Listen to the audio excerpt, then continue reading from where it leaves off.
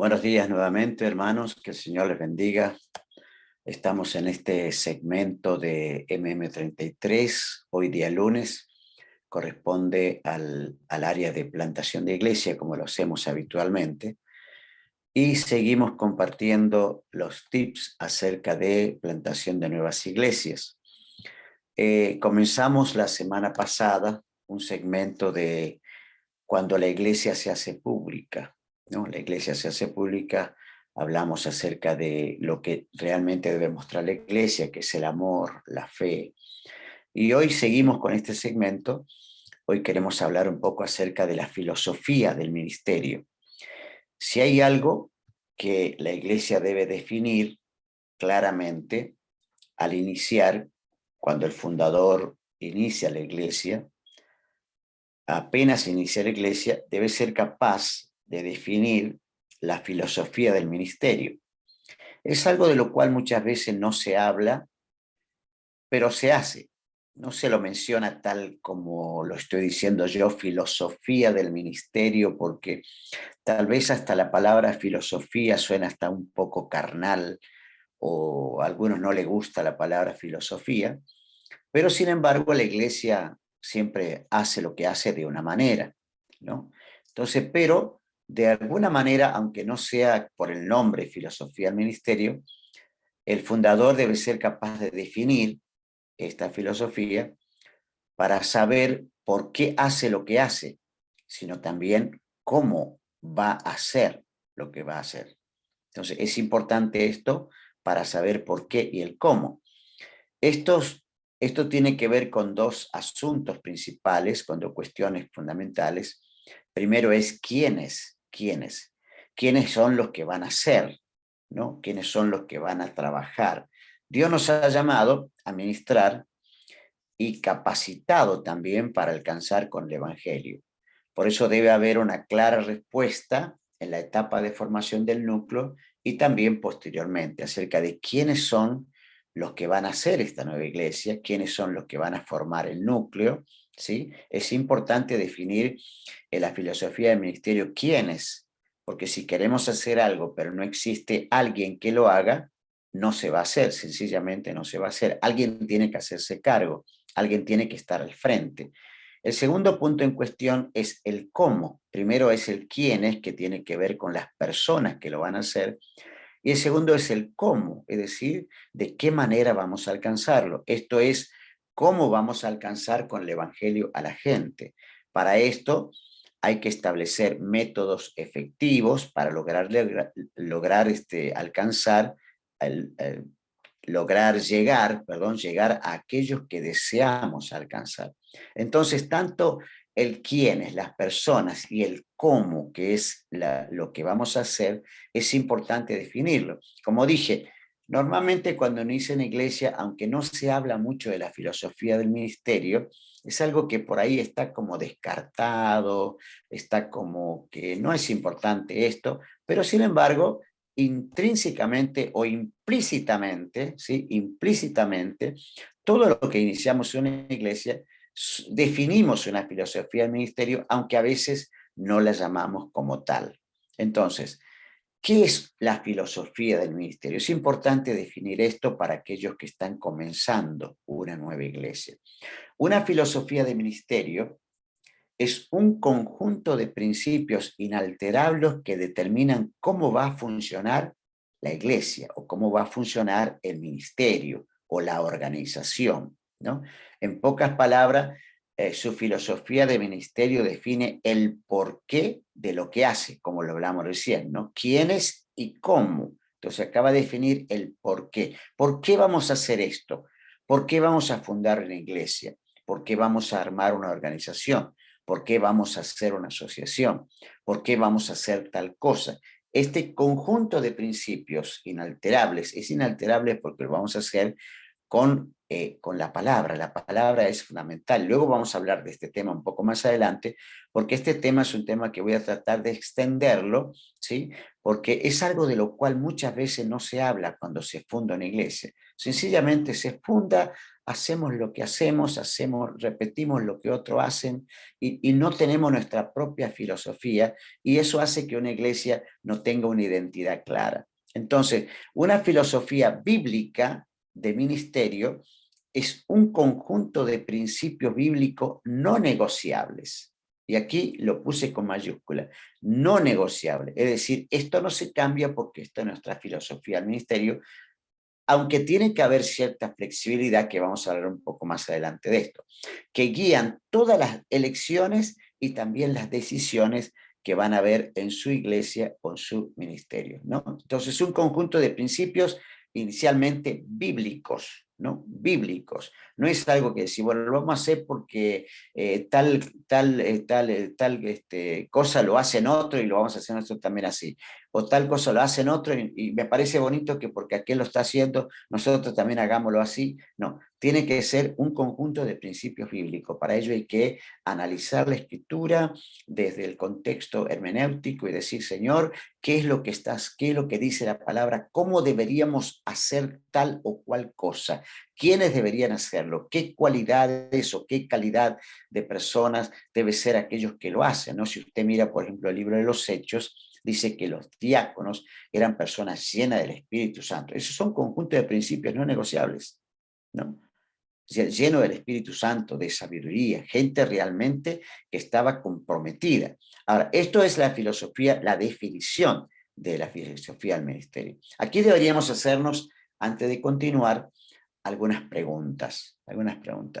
Por ejemplo, antes de armar la filosofía del ministerio, antes de armarla, deberíamos preguntarnos, ¿qué es lo que debería impulsar a un ministerio en particular? ¿Sí? ¿Qué es lo que debería impulsar a un ministerio en particular? ¿Qué es lo que debe impulsar? Si cuando yo estoy por armar la filosofía debo preguntarme, ¿cómo voy a hacer para que mi iglesia sea impulsada en el evangelismo? ¿No? ¿Cómo voy a hacer? Voy a hablarle a la gente desde el inicio que vamos a hacer una iglesia que está en la calle. ¿Cómo vamos a hacer para profundizar en el tema espiritual? Vamos a enseñar a la gente a ayunar, a orar. ¿Cómo? Tenemos que impulsar un ministerio en particular. Si yo quiero impulsar un ministerio en particular, por ejemplo, un ministerio de adoración, ¿cómo vamos a hacerlo? Un ministerio de alabanza, ¿cómo vamos a hacerlo? Un ministerio de evangelismo, ¿cómo vamos a hacerlo? Si yo quiero impulsar una iglesia de carácter misionero, ¿cómo vamos a hacerlo? ¿Cómo lo voy a impulsar? Tengo que hacerme esta pregunta, ¿no? Existen diferentes formas que se pueden adoptar para tener un ministerio efectivo. ¿Hay diferentes formas o hay una sola forma de hacerlo? No, no, hay diferentes formas, ¿no? Simplemente tenemos que elegir la que nosotros consideramos que para la identidad de nuestra iglesia es realmente, eso va a ser realmente efectivo. Ahora, ¿cómo determino lo que debería hacer? ¿Cómo determino la filosofía de este ministerio? Ahora vamos a hablar un poco más adelante, en los puntos siguientes, acerca de este tema, si me da el tiempo. La otra pregunta es, ¿cómo desarrollo un ministerio que es bíblicamente exitoso? ¿No? ¿Cómo desarrollo un ministerio que es bíblicamente exitoso? ¿Saben? Una de las características que tienen las iglesias en cuanto a la filosofía del ministerio, a veces implícita, es que copiamos lo que hacen otras congregaciones. Eso es algo muy característico. Copiamos lo que hacen otros, ¿no? Pero ¿cómo hacemos para que la iglesia tenga una identidad y desarrollar un ministerio bíblico y exitoso?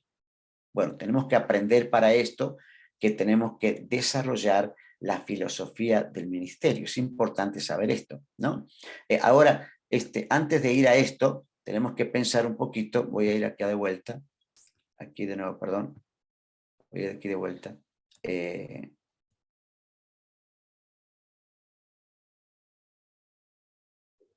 Aquí estamos, aquí estamos. ¿Qué es una filosofía del ministerio? ¿Por qué es tan importante? Aquí estamos, perdón por perderme un poquito.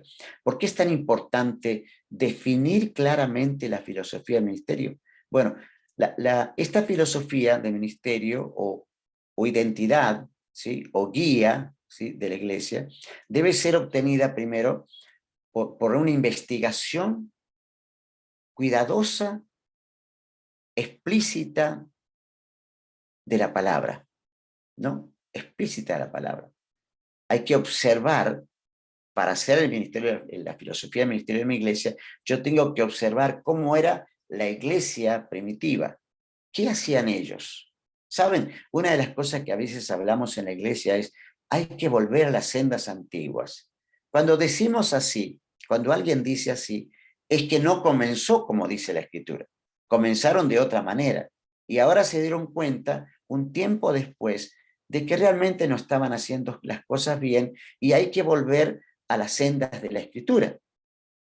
Por eso la filosofía de ministerio siempre tiene que salir desde la Escritura, desde la Biblia, ¿no? Observando meticulosamente cómo hacía la iglesia, cómo hacían los apóstoles, de qué manera se plantaba iglesia, de qué manera se hacían misiones, de qué manera se elegían los líderes, de qué manera se adoraba, de qué manera se manejaba la iglesia, de qué manera funcionaba un pastor. Eso tiene que salir desde la Biblia. Por supuesto, ninguna discusión de las enseñanzas de las Escrituras debe ser llevado a cabo fuera del contexto exegético hermenéutico, ¿no? Uno tiene que decir, vamos a hacer un análisis exegético de la Escritura, hermenéutico de la Escritura, para poder saber y definir mi filosofía ministerial. ¿Cómo voy a hacer yo? ¿Cómo voy a hacerlo? Por eso, cuando uno es capaz de definir la filosofía del ministerio de una manera crucial e importante, no solo va a saber lo que está haciendo, sino también cómo, quiénes y cómo, como dije al inicio, ¿no? ¿Quiénes la están haciendo? ¿Quiénes van a hacerlo? ¿Sí? ¿Qué características deben tener los que van a hacer la obra? ¿Y de qué manera lo vamos a hacer?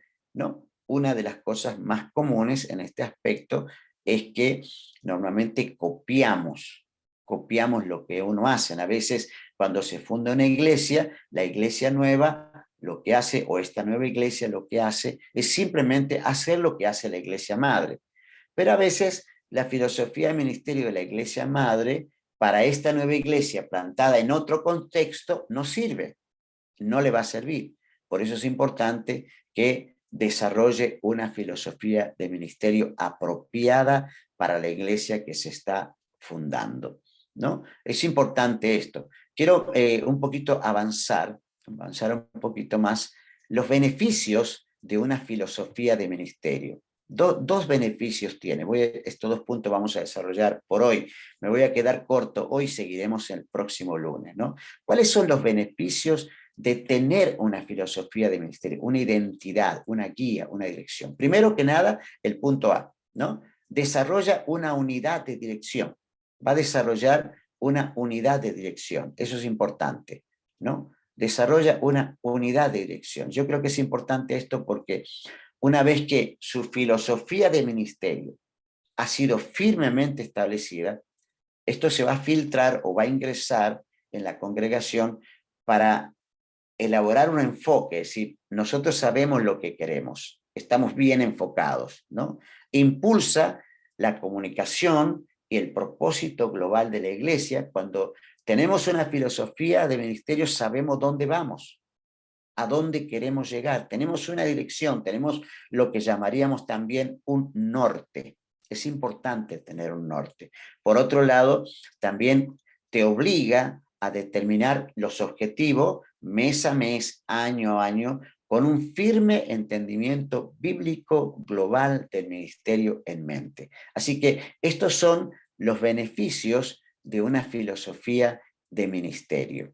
Voy a seguir hablando de este tema el próximo lunes, porque es importante esto, como dije, cuando nace una iglesia normalmente no se habla de este tema. Este es un tema casi tabú, un tema casi que queda de lado. Muy pocas iglesias tienen realmente una filosofía de ministerio, que saben quiénes lo van a hacer y cómo lo van a hacer, ¿no? ¿Cómo lo van a hacer? ¿De qué manera lo van a hacer? Eso es importante saber en el inicio y en la fundación de una iglesia. Pero hasta aquí vamos a llegar en el día de hoy, ¿no? Vamos a dejarlo aquí y ya para la próxima semana vamos a continuar con este tema de la filosofía del ministerio. Queridos hermanos, que Dios les bendiga, les mando un gran abrazo, muchas bendiciones.